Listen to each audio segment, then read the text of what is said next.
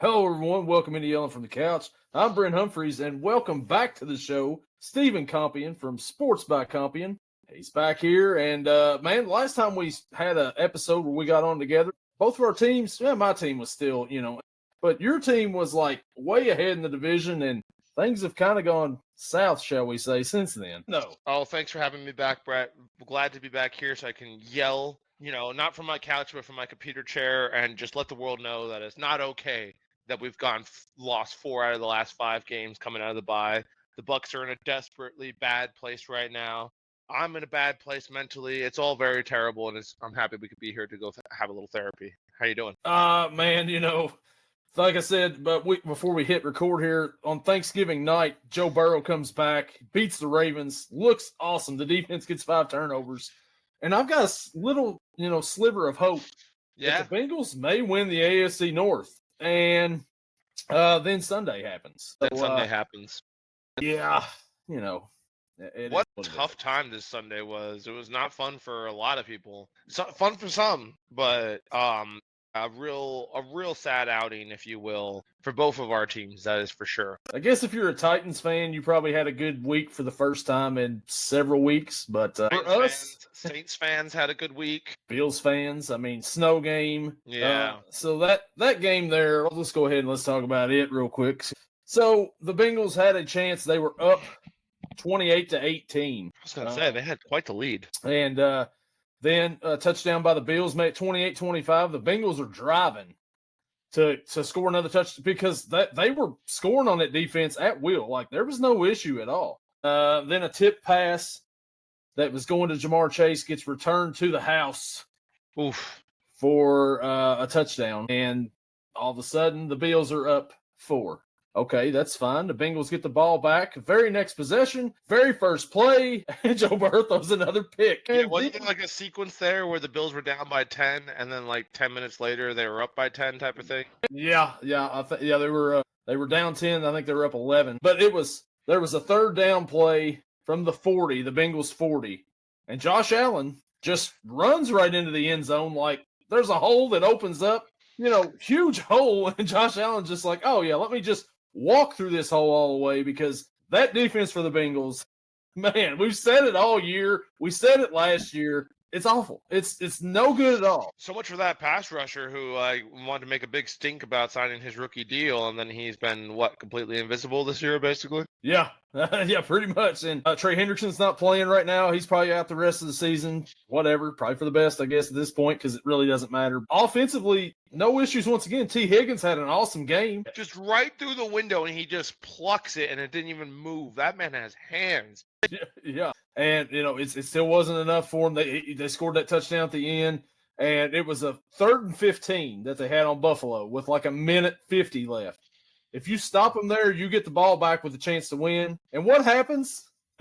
Josh Allen things. Josh Allen, 17-yard run right up the middle, and ball game. Let's slap in the snow and just take a knee and get out of here. Ouch. Tough outing for the Bengals. We mentioned off air that I was sweating them a little bit because I picked against them this week, and it was surprising to see them up so quickly on the Bills, especially at home in Orchard Park. They find a way to lose, as you could say. These things tend to happen when you have a bad defense, Brett.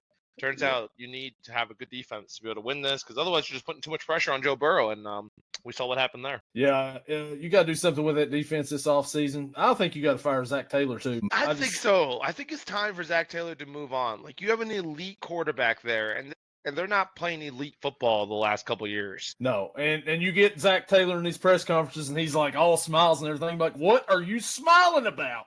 There's nothing you should be smiling about right now, dude. You're 4-9 again. Yeah. Again, and in a weak division that you could have won if you could have just done something, Yeah, the Ravens obviously aren't the same. Pittsburgh, nobody's scared of Pittsburgh. Is Pittsburgh going to take that division? Who knows what's going to happen in that division? It's impossible to pick on that one. The Bengals still have an outside chance at winning that division. I heard that. I thought I saw that they were eliminated. Then I realized, they're 4 and what, and whatever it is. And the division lead, the Steelers only have 4 wins, right? 8? 7. So technically they have 7. Yeah. So yeah, there's still 4 more games. There's still a sliver of hope. and I'm going to hang on to it as long as possible. Oh man, that's basically the Buccaneers. If you want to go ahead and transition there, Yeah, let's go ahead and transition. that's how it's been for us, for the lovely Tampa Bay Buccaneers. At one point, Brett, we were 6-2. I don't know if you remember that, if other people remember it, but we were talking. 6-2. We were talking Baker MVP, possible Super Bowl. Podcast? That podcast.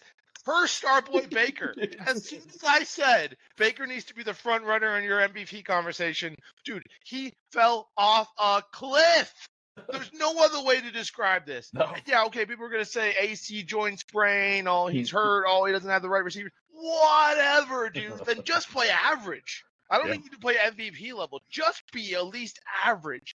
He's been pretty horrible the last couple of weeks. Now, obviously, this is not on him completely, but it does kind of start from the top to the bottom, right? So as we mentioned, it already came out on Sports by Compian. If you guys want to go check it out for my full rant, videos, everything, I'm just going to give you guys the recap, the quick overview, if you will. Jason Light hasn't been able to draft a pass rusher, and he hasn't been able to draft a linebacker. He didn't draft Lamonte David. So the dude can't draft inside linebackers, and he can't draft pass rushers. He could barely draft tackles. He drafted one, Vita Vea. Besides that, the rest of his tackles have sucked. So that's the front seven, Brett. And I don't know if you know this, but you need a good front seven to be able to stop the run. Yet we are just not that guy this year, dude. Coming out of halftime aside, 10-7.5, just an absolute mess in the rain. Lots of stupid 4th and 1s coming out in 12 personnel and getting absolutely stomped by this Saints defensive line that showed us you can't run up the middle on them. In New Orleans, when we played them earlier in the year, we ran like 5 times on 4th and 1 and couldn't get into the fucking touchdown. But you know what? Josh Lazar is like, that was in New Orleans. We're in Tampa now. It's going to be way different. I don't have Tristan Wirth because he's injured. I got a rookie in there. This time we're going to run them over for sure. Brett Bredesen goes down, so now you got a backup guard, backup tackle, and we're still going to try to go 12 personnel every single time and go for it on 4th down 7 times. Convert 2 of them. We converted 2, Brett. 2 of them. That's not a winning formula. 3rd down was something atrocious, like 3 out of fucking 15 or something ridiculous, because we're going into 12 personnel and trying to run over the Saints D-line, who showed us they're not going to be run over. They are bullies. They understand defense are the bad guys. They're the villains. Look at Cam Jordan. Absolute villain. Like, I despise the man, but at the same time, I respect him because he just gets it. He gets the villain mentality. And DeMario Davis, scary looking motherfucker, had a hell of a game. It turns out they figured out, the Bucs deep offense is basically a couple screen passes that don't work, a couple runs up the middle that don't work, and then Baker bails us out on 3rd down. So let's do this crazy thing called a quarterback spy. Well, look, it works perfectly because now Baker can't just scamper all over the place because there's a big bad DeMario Davis waiting to snatch him up. We come out at halftime, dude, just couldn't play run defense anymore, I guess. Just forgot about how to stop the run. What is supposedly the best against the run defense, dude. Horse shit. Coming out of the fucking bye week, we haven't been able to stop the run to fucking save our lives. The Patriots ran all over us. Fucking Saints run all over us with a rookie running back, I might add. Just a rookie running back just ran the fuck over us, dude. I just don't even know what's going on with this team, Brett. We have no ballers. We have no, as Scott Reynolds from Pewter Report says, we're a defensive starters. There's not a single star on this team. Guys like Antoine Winfield, who are paying out the ass for, Vita Vea, who are paying out the ass for, these guys are not showing up at being stars. They're not doing star-like maneuvers. Winfield wants to have an amazing game in New Orleans, and great, but he completely disappeared in Tampa, for this second game. It's just, holy cow, dude. I don't even know what to say with this defense. They're playing uninspired football. I'm sure everyone's seen the play where Tyler Shook breaks like 3 tackles and scampers in for a touchdown. Yeah. Fuck Logan Hall. Get him off my team. You're not a fucking NFL starter, dude. You're not even a starter. You're not an average player. You're bad. You're bad, dude. How are you going to let a quarterback just casually throw you off? Vita Vea and Anthony Nelson basically stumble over top of each other. Yeah. And Tyler Shook just runs in for the touchdown. And not to mention the earlier, longer one he had where he just runs right past Lamonte David, who looked his age in this game, dude. I love Lamonte. Big guy. Big Lamonte David fan. Holy shit. This is his last year for sure. The guy can't keep up anymore. Earlier in the game, one of the Saints running backs made him look terrible on a 3rd and long. He has him dead to rights. Young Lamonte makes that tackle no problem. Old Lamonte got blown right the fuck over, and the dude scampered over for the 1st down. We couldn't do shit. And Mbuka dropped the touchdown. I mean, Baker's got to put that in a better spot for him, though. Baker, he's wide open. Why are you putting it so high? And on the last play we get to, because it comes back down to Baker. We went to when Jason Light can't draft anybody to fucking save his life. I've said he's drafted good players in the past, but he can't draft stars on defense, unfortunately. I don't even know if he's drafting stars on offense, to be fair. Grant Barton has gotten absolutely abused this season. Todd Bowles, I want him to just retire. I know everyone's calling him for him to be fired. I would love it if he could just retire because he's such a good guy and everyone likes him a lot. And he has brought the team 4 division titles. I'm not ungrateful, but I think it's time for you to move on, Todd. You're just not getting the same spark out of these Buccaneers. They're just not playing good football with you at home right now, unfortunately. And so he needs to go. Baker Mayfield needs to throw fucking better passes, dude. I know you're hurt, but like, goddamn, that last fucking play to Cade Otton. First of all, Cade, run an extra half yard, please. Just run an extra half yard. You need 4 yards and you ran 3.5. Yeah, it's not going to get it done. No. Maybe run 5, dude. Yeah, you might get hit by the Mario, but you're going to have to do that and make a catch in this league. That's just what tight ends have to do in this league. Unlike us, who we can't cover the middle of the field to save our lives, they covered it pretty well and hit him immediately after he caught it. Comes up a half yard short on 4th and 4. You just can't have that happen. But Baker didn't help. Baker throws it at his fucking foot, dude. Like, give him a chance. Put it on his chest and give him a chance to fall backwards with it. No, you put it right on his fucking foot. Damn. Yeah. And you mentioned it's inspired football. It's sad to see David, like you said, he's probably done after this year, a great player like that. But you talked about the shuck run to the end zone that he had the touchdown. He had 2. Yeah. 55 yards rushing. Devin Neal from Kansas, like, I don't know what round he was. 70-some yards. But Shuck, I mean, we've got a nickname that we call Tyler Shuck. It's Tyler Suck, but obviously he didn't look that way. I had the feeling he wasn't that bad going into this game. I was kind of hoping this wouldn't be the breakout game for him. But you know what? Todd Bowles loves having rookie quarterbacks break out on him. He loves it.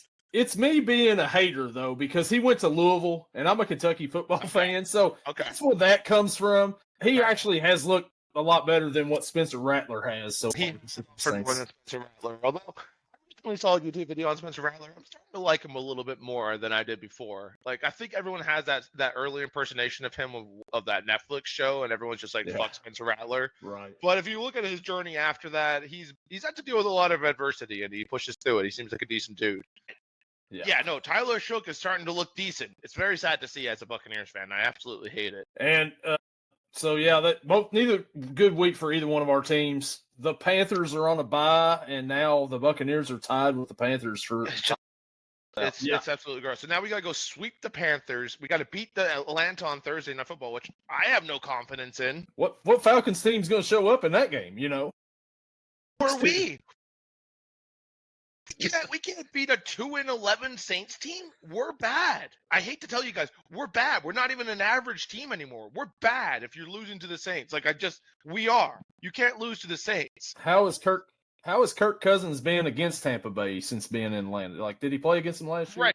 It's phenomenal. His very best games with Atlanta have come against the Tampa Bay Buccaneers. I think he shredded us for like a total of like 600-something yards the year he was starting in both his games against us. That's not a sound. There's really a lot of confidence in this Buccaneers organization right now as we head to Atlanta for a Thursday Night Football game taking place tomorrow. I'm still going to pick them because I have to. They're my boys, but fuck, dude, there's no confidence. So, like, Atlanta or Tampa Bay, is Mike Evans? Is he coming back? He might be ready to go for this game. We were hoping he was going to be ready for the Saints game, but it was kind of a long shot. He can still make it back for this game, potentially. Jalen McMillan might even be back for this game. So we're getting back some options, man. But even like Godwin has been back for a while, and he just has not looked the same. Critical drop on 4th down. He catches the ball and then gets it knocked out by the DB. And it's just like, Godwin, you got to find a way to hang on to that ball. Yeah. Somebody needs to find a way to make a play on this fucking Buccaneers team is what the problem is. Nobody's making any plays. And everyone's making the plays on us. Yeah. Friggin' Zion McCollum gets his first interception of the year. Just an absolute toss-up by Shuck. Complete miscommunication between him and Chris Olave on the route. So Zion gets an easy one by tracking it down and getting the interception. We even had a Chris Braswell sack, Brett. That's just how crazy this game was. Chris Braswell with his first sack of the season. And it was like, oh my God, he can pass rush, maybe, kind of, not really. Yeah. Because you know what? It's just, and we squandered that. We squandered a Zion McCollum interception and a Chris Braswell sack, and we still lost. It's just, there's no fire on this team. There's no fire. Nobody cares. Nobody's doing anything. Bucky's doing his thing a little bit. But hell, I think Sean Tucker's starting to look better carrying the ball, only because Bucky's kind of banged up. And there's just that three-headed monster isn't working great in the backfield, to be honest with you. Seems like none of them are really being able to get their groove going.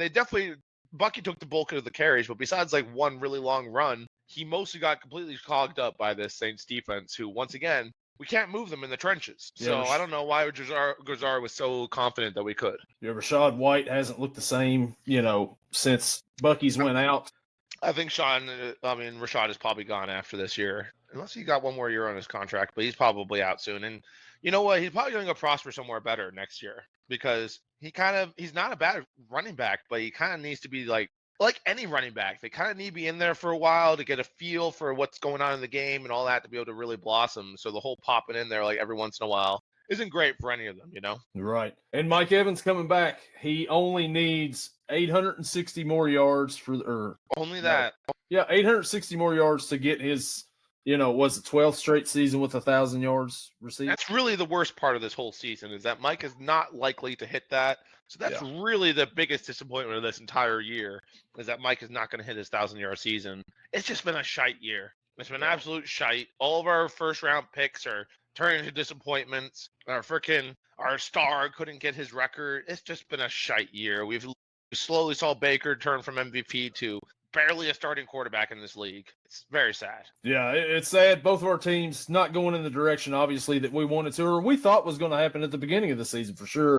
Another team that we didn't think a whole lot about at the beginning of the season that looked like Super Bowl contenders, and now they're signing a 44-year-old quarterback in Phillip Rivers to the practice squad. The Indianapolis Colts, they may have it worse than us. They get their hopes up, and then their quarterback goes down, and there they are. Their defensive back that they traded for in the middle of the season, he's down and out. Things aren't looking so good in Indy right now. They signed Phillip Rivers, though. Colts are basically the AFC version of the Tampa Bay Buccaneers. Absolute amazing start, and then they've since just kind of crashed into the ground as they started to play tougher opponents. Shout out Daniel Jones, trying to go out there with like a broken fibula, literally had like a broken leg.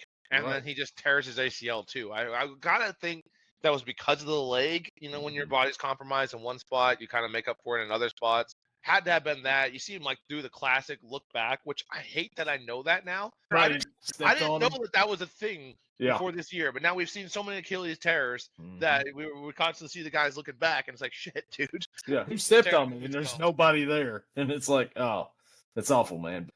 Yeah, so it was like, there's no other quarterbacks out there available that you're like, you know what? We need to bring in Phillip Rivers, who hasn't played since 2021 or whatever it was. We were talking about this on Sports by Compium. What is going on with this generation of quarterbacks? Like, there's just doesn't seem to be any good quarterbacks anymore. Like, you got to go dig back and pull Phillip Rivers, who hasn't played in like 3-4 years. Much like the Buccaneers pulled up Jason Pierre-Paul, who hasn't played since the 21 season. Like, I guess we just got to go get these old men to do the most important positions like pass rush and quarterback, because I guess the young guns can't handle the pressure. Like, what's the deal?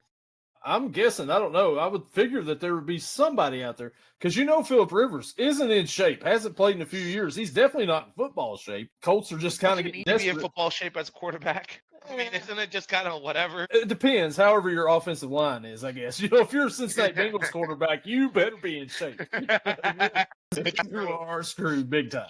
Flacco's been able to pull it off, so maybe he's in some type of football shape. He's in some type of football shape. I mean, he was sitting on his couch 2 years ago when Cleveland called him. But it's just I don't know. I don't know. I don't understand the 44-year-old Phillip Rivers getting the chance, but here he is. I mean, was Eli Manning not available? I mean, what's going on? It's very strange. I'm sure they called Tom Brady too, and he was like, "No, dude, I'm actually having a pretty good career." Have you seen those commercials for his analyst stuff? Those Yes. I love those commercials. Those commercials are very good. So a lot of people like shit on Tom Brady as a commentator. I actually think he's pretty good. He's great. When he first started, but it's adjustment. But man, he's like you say, he's been great. There's haters for everyone. Like everyone turned on Tony Romo. Every time I listen. Collinsworth. Collinsworth sucks. Collinsworth has been around for too long, and he does suck.